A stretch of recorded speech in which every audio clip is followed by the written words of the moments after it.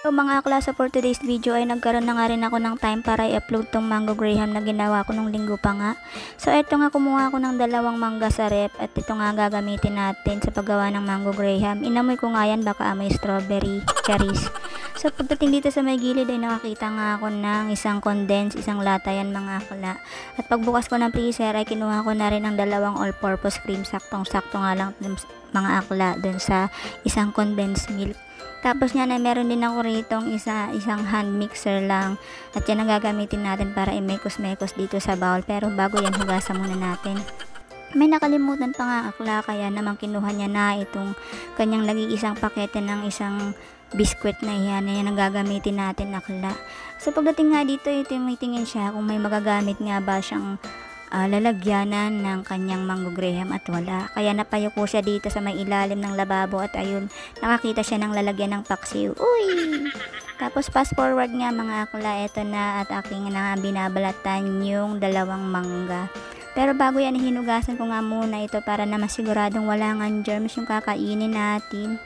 Bali magiging 4 nga pala siya mga akla dahil bawat mga pisngi ng mangga ay gagamitin natin. Tapos niyan ay binalatan ko rin itong buto ng mangga at kinuha ko nga yung mga laman-laman niya nga dyan sa gilid dahil nga sayang din naman yan, magagamit din natin pan-toppings yan mga akla. Kaya pati nga itong isa kinuha ko na rin at sayang nga. Tapos pagkatapos nga niyan ay kinain ko na nga yung buto niya. Ayan. Ako lang ba ang nakaka-relate sa mga ganito na mahilig sa buto ng manggang matamis na to? Tingnan nyo nga lumabit pa sa kanyang gilid ng ngipin. Tapos ayun na nga mga akla, ito nga pala yung technique na ginagawa ko para naman masaid ko lahat ng laman ng mangga na nandito sa pisngi. Ay nga, kumuha ako ng baso at ayan ang ginamit ko pantanggal ng mga laman niya dun sa mangga. Ganyan lang ang tamang technique mga akla para makuha niya ng buong buo yung pinakalaman ng mangga, ganyan. Tapos nga nyan mga akla, down to 1 tayo, ito, ganyan.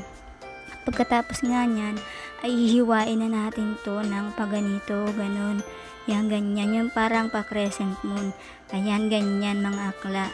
Medyo manipis nga lang yung ginawa ko dyan para naman kako mas marami, mas masarap. Para mas marami tayong layer ng mangga na magagawa. Tingnan nyo nga, down to 1 yan. Ayan na nga mga akla. Tapos nga nyan ay hinugasan ko muna yung sangkalan dahil nga para mas konti yung uhugasan natin mamaya mga akla. So ito na nga, sinet aside ko na yung mga gagamitin ko at tayo nga ay mag-assemble na sa ating lalagyan. Naisip ko nga na hindi magkakasya dun sa lalagyan ng paksiw yung ating Graham, kaya naman kinuha ko na talaga itong Pyrex at hinugasan ko na rin. Bali dyan na lang tayo gagawa mga akla at mag-assemble para naman ako magkakasya at medyo marami nga yung all-purpose cream na gagamitin natin mga akla. Pasensya na, nabubula lang akla nyo. So ayan, dahil nga chinil ko siya ay ganyan ang kanyang all-purpose cream, medyo namuo. Pero okay lang yan mga akla dahil nga imimixer pa natin yan. Tingnan nyo naman, maganda. Mas maganda pag nilalagay nyo nga mga akla sa chiller at o kaya ay sa freezer para naman mas maganda yung volume niya. Tingnan nyo nga, ayan na nga, minimix ko na siya dyan mga akla dahil nga para mas maganda yung pagkaka-assemble natin mamaya dun sa Pyrex. Tapos kung nga inilagay ko na yung condense, sinunod ko na at minekos-mekos ko na rin. Saktong-sakto nga lang yung dalawang all-purpose cream mga akla para sa isang condensed milk. Hindi na yan sobrang tamis mga akla. At eto, minixer ko nga siya uli para naman talagang maghalo-halo yung lasa niya dyan mga akla. At pagkatapos nga nyan, ay sinet aside ko na siya para makapag-assemble na tayo. Tinabi ko nga muna itong mixer na ito dahil hindi na rin naman natin to gagamitin. At mag-i-start na nga tayong gumawa dun sa ating Pyrex. Ayan na nga, at nililigpit ko na muna siya mga akla. Pasensya na, medyo makalat. So ayan na nga, sinisimulan ko na siyang isa-isahin ang biskwit. Kung may mapansin nyo, meron akong gatas dyan at doon ko nga sinasawsaw yung biskwit. Ganyan ang technique ko mga akla para naman mas kumapit nga yung mga biskwit dun sa pinakailalim ng Pyrex. At saka parang magdodoble yung volume, yung kapal ba nung biskwit natin, magdodoble siya mga akla kapag sinasawsaw natin sa biskwit. Ayan na nga, nilagyan ko na rin ng creamer na may condense at ganyan na nga siya mga akla. Ganyan lang ang ginagawa ko. Depende na lang sa inyo mga akla kung paano yung ginagawa niyang technique, pero ako ganyan talaga ako gumawa mga akla. At ayan na nga, nilagay ko na rin sa ibabaw yung mga mangga, at pagkatapos na yan mga akla ay another layer na ulit tayo. Ayan nga, at medyo dinamihan ko pa ang paglalagay ng mangga para mas masarap. Favorite nga yan ng anak ko mga akla. So ayan, ganyan ang itsura niya pag tiningnan nyo. So nandito na tayo sa pangalawang layer ng biskwit mga akla.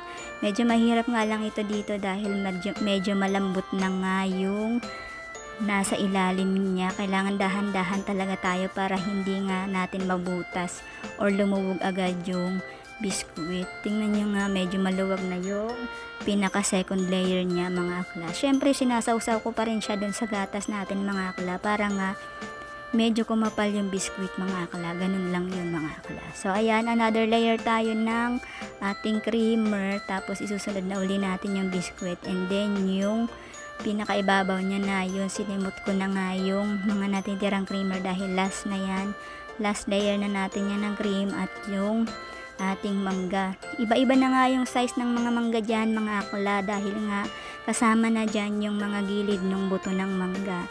Tapos eto nga mga akla, bago to sa amin dahil first time ko nga maglalagay ng Milo. Nakita ko lang to sa YouTube mga akla na nilagyan ng Milo yung pinakaibabaw ng Graham mango. Tapos ayan, ganyan ko lang yan. O diba, kala mo professional talaga ang akla nyo. Ayan nga pala yung ginawa ko. Binuhos ko yung 10,745 na powder ng Milo. Char! Tapos ayan na, bilang na bilang. Ayan na, so final touch na tayo, nililinis na natin.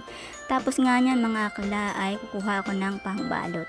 So wala akong nakitang cling wrap mga akla, kaya naman ito na lang ginamit ko yung aluminum foil nga mga akla. Yan ang ginamit ko na pang balot sa ating Graham cake dahil hindi ako nakabili ng cling wrap, yung parang plastic cover, ganun. Tapos ayan na. Ang gagawin natin dyan mga akla ay i-chill muna natin siya bago natin siya ihain sa ating mga kasamahan sa bahay. So ayan na nga mga akla, nilagay ko siya dyan sa ilalim.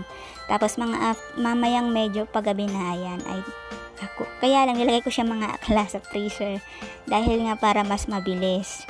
Ayan, nilagay ko siya. Sobrang excited ako mga akla sa pagbubukas niyan. Imamayday ko pa nga sana yung pagbubukas ko niyan. Kaya lang, ayun, may bangas na siya. May bangas na siya mga akla. Inunahan na ako. Sobrang excited pa naman akong makita yung kabuuan. Pagtingin ko, binawasan na ng mga daga dito sa bahay. Oo mga akla. So ayan, tingnan nyo, maganda o diba, ganyan lang yan kasimple mga aklang paggawa ng mango Graham na yan. So sana nag-enjoy kayo sa panonood. Ayan, titikman na natin. Unang kagat, lasak agad. Aw. So ayun na nga, kumagat tayo. Pero parang hindi ako natuwa, pero hindi ako natuwa. Pero hindi, masaya ako niyan mga akla. Ayan, so ayan diba, sarap. Masarap siya mga akla. First time ko maglagay ng Milo sa Graham. So ayan. Parang ang sarap ng niya. Ang sarap ng lasa niya. Tapos ayan, thank you sa panonood. The Whoosh!